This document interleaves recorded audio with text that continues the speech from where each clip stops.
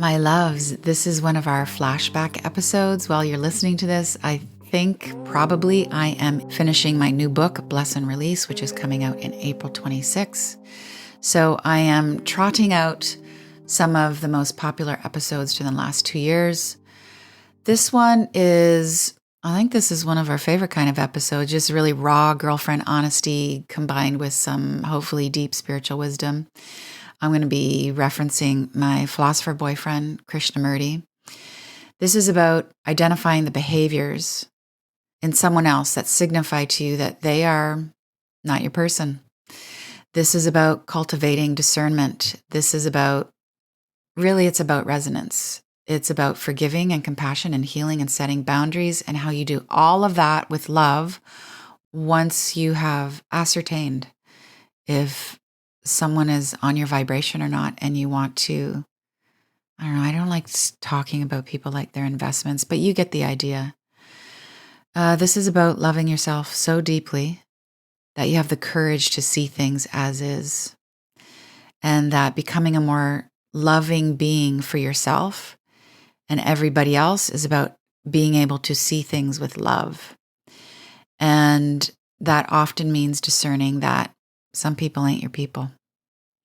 And that it is the evolved thing, the self-preservation, self-compassion, heal yourself thing to do, to just hang where there is resonance. It's not about hanging out with yes people, but I'm going to unpack all of that for you. So welcome to a conversation entitled, Those are not your people. My loves, it's going to get a little spicy today. I am all for loving kindness, calling on your higher self to think and speak and act with gentle love. But today, I want to talk about the people who are not your people. I want to help you lift the sword of discernment out of your backpack. And in order to help me do that, I am enlisting the support of my philosophical, mystical boyfriend, Jiddu Krishnamurti. So as per usual with my Danielle rhythm, we're going to get like dark and crunchy and a little bit of paprika. And then we're going to inhale, exhale, expand into our vastness and leave with love and light. Okay, let's start with Krishnamurti throwing down on society. It is very easy to conform to what your society or your parents and teachers tell you. That is the safe and easy way of existing. But that is not living. To live is to find out for yourself what is true. All right, let me make some suppositions on what might be true for you. That people with these following characteristics are not your people. These are not your people. Lean in, pay attention. They bully you. They intentionally intimidate you. I mean, lots of people might intimidate us, but they're not willfully trying to do that. That's like our own stuff. But when kind of turning up the heat in an intentional way to make you shake, the people that are not your people threaten you. They coerce you. This could be on micro levels. This could be on macro levels. This could be threats to sue you. It could be threats to just not cook dinner for you anymore. Ultimately, they create trauma and anguish for you. They harm you, especially when no one else is looking, because they are implicitly weak, and that is their opportune moment. This is darkness. Listen, I love. Do not waste your energy trying to please those people, commit to those people, conform those people, comfort, cajole, or fit in with those people. I know some of us are related to those people. Some of us have made vows to those people. Some of us have a lineage, a legacy, an employment contract with these people. In the long run, you will be better off to deal with the grief, be alone, raise your vibration, attract something more befitting to the beauty of who you are. Stay with me. Back to Krishnamurti. It is no measure of health to be well adjusted to a profoundly sick society or relationship for that matter. These are not your people. They encourage blame, and shame. They're not just dispensing it to us, they're actually egging us on to keep that internal loop, that conversation we have from our inner critic of blaming and shaming ourselves. They are cheering us on. They agree with us when we get down on ourselves. These are not your people. The people who help us experience guilt for speaking up. They condemn, they criticize, they break us down instead of lift us up. Being encouraged, dare I say, oh, this is a big word, being exalted is your birthright. Being honored, exalted, praised, celebrated is how we get our relationships in order with the divine. It's actually the divine normal. Krishnamurti. In oneself lies the whole world. And if you know how to look and learn, the door is there and the key is in your hand. Nobody on earth can give you either the key or the door to open, except yourself. And I know that might sound lonely and alone with a capital A, but it's actually brilliant news. You have the power to magnetize, create, generate, and sustain fulfillment, sweetness, love. Because these are not your people. They give you the silent treatment. Come on. You deserve the vibration of sound, the respect of thoughts put into words and given to you. These are not your people. They do not encourage healthy communication skills. What about the ones who coerce you into saying something that's not in integrity with your values? Organized religion, disorganized family systems, the shadow side of sales and commerce, the tyranny of having to go along with things in order to get paid, in order to be invited in order to get a sense of belonging, as false as it is. These are not your people. They will make fun of you behind your back.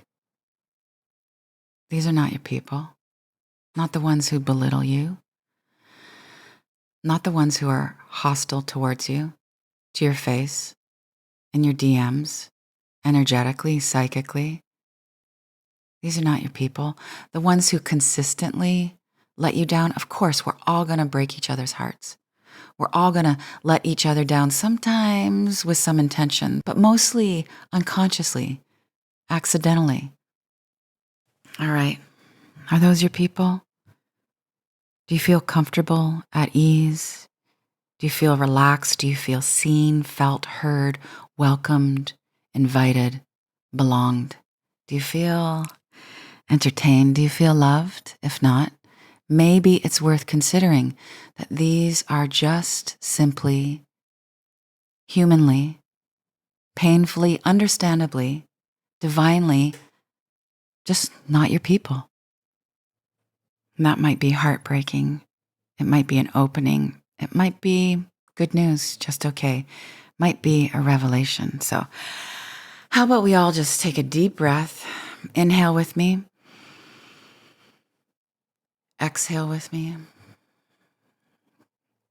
Let your mind, maybe that heat that I just helped stir up in your thinking and your thoughts, let your mind just settle down into the center of your heart. Warm, friendly, luminous quality of your heart chakra. It's the best place, the only place where everything gets transformed. Let's take it up. We're all carrying trauma from this life. We are all carrying trauma from past lives. Some of us are carrying trauma from our fear of future trauma. Every single human on this planet has incarnated, has showed up now in order to heal. And we do heal. People heal. We grow. There are miracles. There are shifts. There are awakenings of consciousness. There are meditations and breakthroughs and lightning strikes. And there are workshops where people go away for the weekend and they come back and they're actually changed. And the change is sustained. There are revelations. Krishnamurti. There is hope in people, not in society, not in systems, but in you and me. There is forgiveness. The natural outpour of love from the heart, the soul's default, will always point you towards just forgiving. Doesn't mean you stay. Doesn't mean you sign the contract. Doesn't mean you re-up or you recommit. But there's forgiveness. There's peace. There's second chances. There's hope. There's the benefit of the doubt. What I'm asking you to do with all of this spice and this precision is I'm asking you to notice. This is a call to consciousness on behalf of becoming a more loving being for yourself and everybody else. This is an invitation for you to become more sensing without becoming hypersensitive. Hypersensitivity is an expression of a dysregulated nervous system. We want to be able to sense keenly in that space of neutrality where we can respond and not overreact. We don't get pulled off of center. We can notice all these behaviors and isms from people who may not be our people without falling apart because of it. Because the intention is to see what's really going on so that we can take excellent care of ourselves. When we are able to notice what's right action and what's wrong action according to the principles of love, when we can discern what's happening, then we are actually operating from our true power.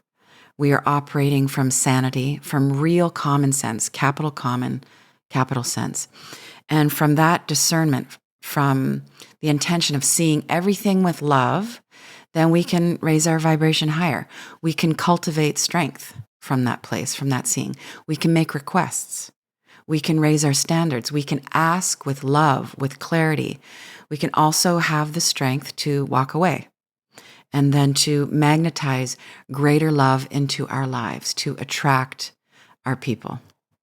When we set out, it takes so much courage to do this, I know.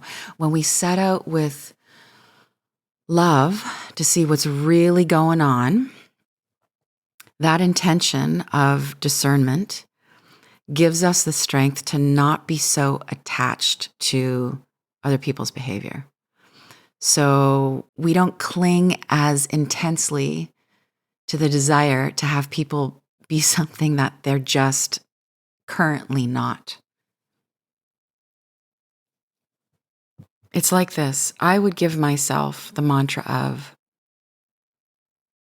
I love myself so deeply, I have the courage to see things as is. Yeah, let's go with that. I love myself so deeply, I have the courage to see things as is.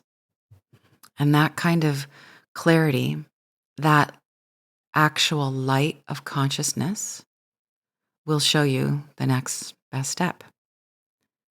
Doesn't mean it'll be easy, but you'll know what's right. And you will know that it is your divine right to hang with, work with, dance with, love with, parent with, create with, vote with, play with, sport with, build the world with people who are your people. And eventually, you know what happens, right? You know, the end of this story with humanity is there's so much love being generated from the affirmation, the joy, and the resonance of being with your people that it radiates outward and people shift and they raise their consciousness, they become loving, and then we all realize that everybody is our people, except probably today, not everybody quite yet. So, one more from my beloved Krishnamurti. You have to be your own teacher, your own disciple, and there is no teacher outside, no savior, no master. You yourself have to change, and therefore you have to learn to observe, to know yourself. And this learning about yourself is a fascinating and joyous business. Don't you love that? That is like divine love entrepreneurship.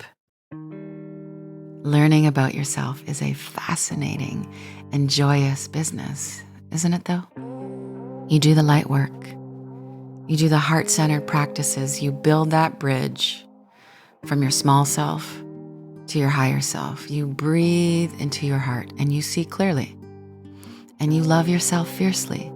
And your humans and the animals and even the plant kingdom will appear, and they will be encouraging and really, truly interested. They will be profoundly supportive. They'll be comforting. They'll be entertaining. They will be embracing, accepting, tolerating. They will be sweet. They will be admiring. They will be thoughtful. They will be kind.